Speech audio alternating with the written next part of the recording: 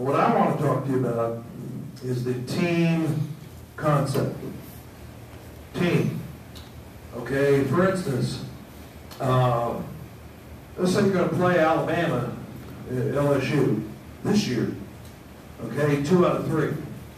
All right, is what you want to win. If you can win 2 out of 3, you're going to have 20 wins, and that'll put you in a pretty good place to win the SEC.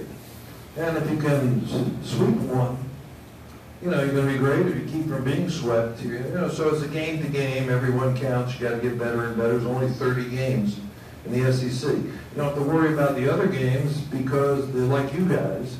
There's a power rating. And if you play in the SEC, you know, the power rating is going to be high enough because it's the #1 conference in the country. All right, so 2 things have to happen.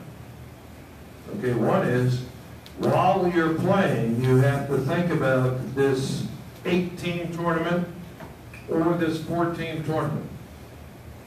And the second thing is you can't be afraid to lose. All right, so here it is. It's a Wednesday night. Maybe 7,000 people at the old Alec box.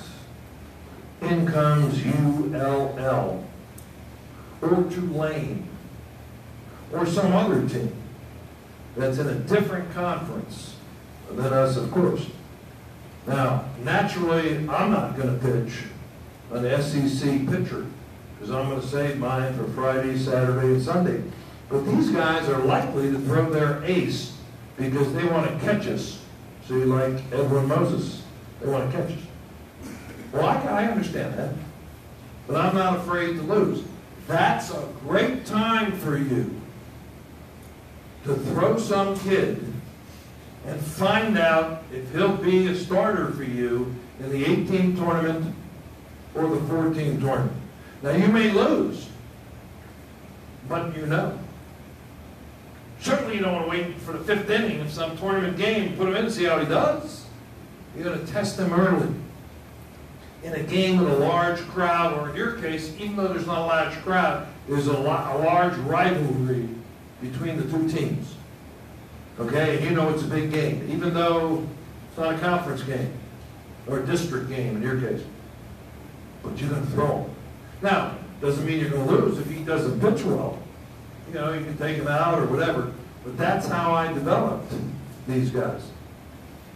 Don't be afraid, so the moral of that story is don't be afraid to lose a single game at the risk and the reward of having a guy that you now know is pressure-proof and isn't going to give up 2 runs in the top of the 1st as soon as you get to the regional tournament, or in your case, the district tournament, because he's already done. Then you push him a little further. Remember, if you're in the 8-team tournament, you've got to have 5 guys that can pitch. Okay, if you're in the 4-team tournament, you got to have 2 studs. But in case you lose, you have to win 2 more games. So in essence, you got to almost have 4 pitchers, and maybe some other guy to mop up, as I said before, close.